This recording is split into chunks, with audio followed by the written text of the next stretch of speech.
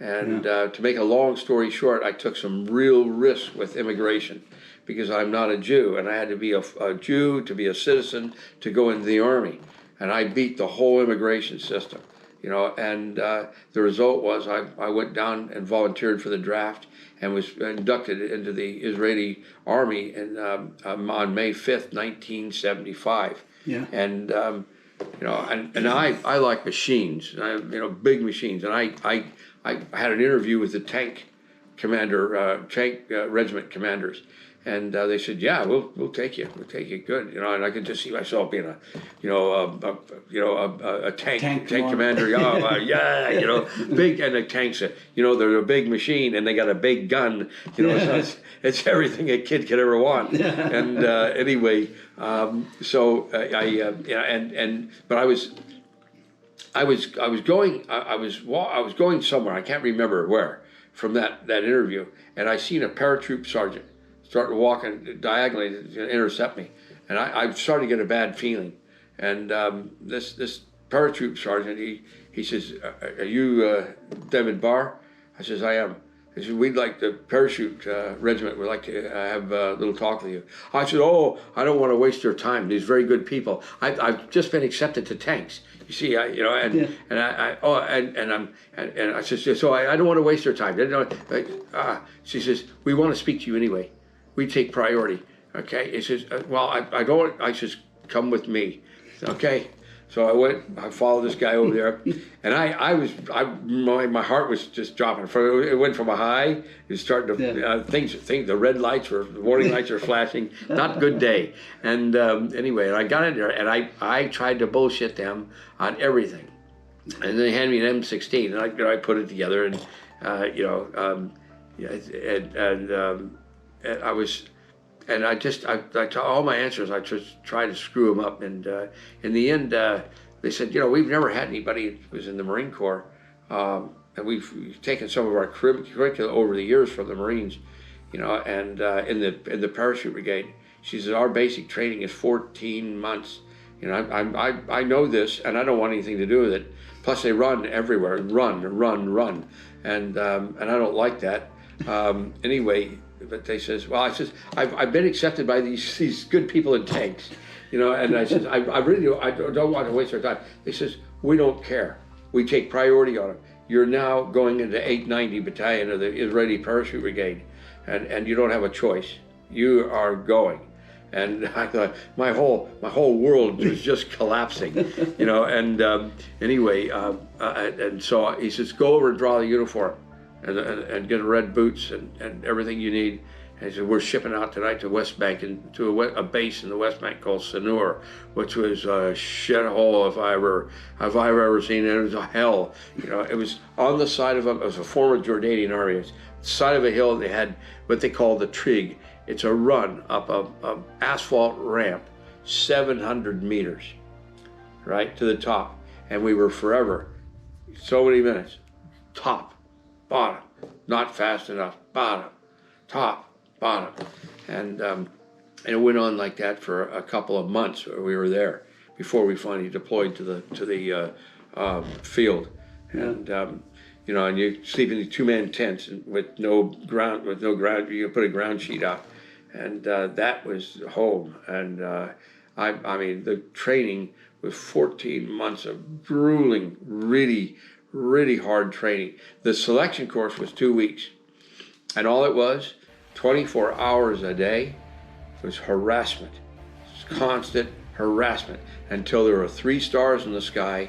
It's a lunar calendar. 3 stars in the sky on Friday evening. Arab Shabbat has begun.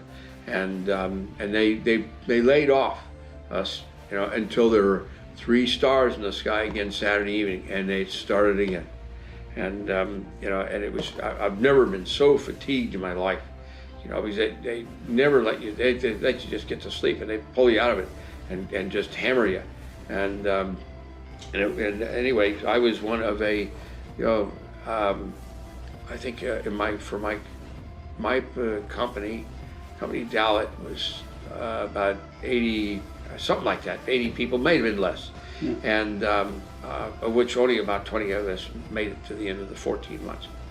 You know, and other guys came back in, but they'd drop out for a physical ailment or something like that. And they'd come back and pick up another company coming through. And but no, that's what we had. And I carried an MAG for the whole 2 years. I was supposed to go into sabotage, you know, with dealing with explosives, where you could deal with electronics. And once again, I'm colorblind as a bat. And you know, they're training, they're showing this and that, and I see I'm fumbling around with wires. They said, "What's wrong with you?"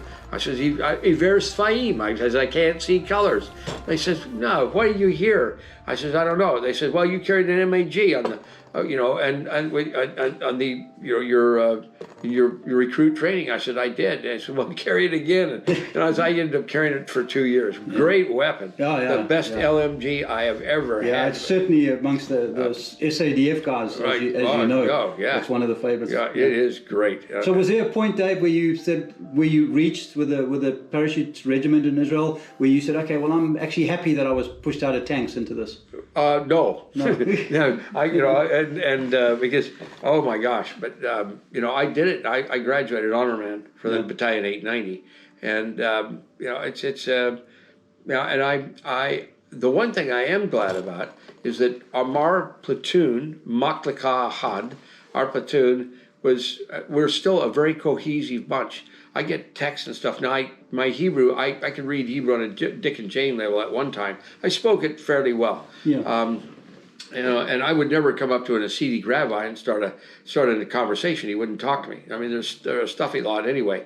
But it's a real rough grade of Hebrew. Street, you know, military is where I actually learned. And you know, but there's communications every day from our platoon, you know, and to each other, and and they get together and do hikes and stuff. So, you know, at 46 years later, and anyway, so that was a real boost. I mean, and to be just being part of that from a distance is wonderful. Anyway, I eventually got out of the Israeli Army, went back, same old rut, got the motorcycle, put it together, riding it. You know, it's the same rut. A very empty life. You know, it's living for just living. You know, God put us in the world for something more than ourselves.